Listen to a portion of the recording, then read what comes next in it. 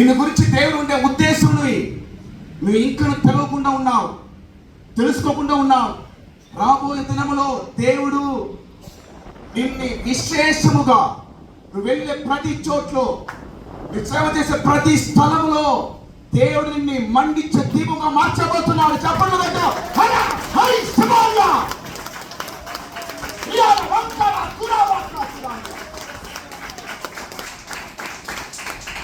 మన మధ్యలో పరిశుద్ధాత్మ దేవుడు దిగి ఉన్నాడండి. ఇక్కడ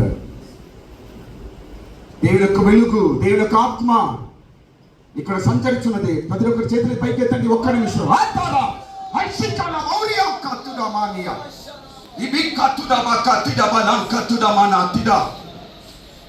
నువ్వు విశేషముగా వాడబోయే దినము వచ్చున్నది.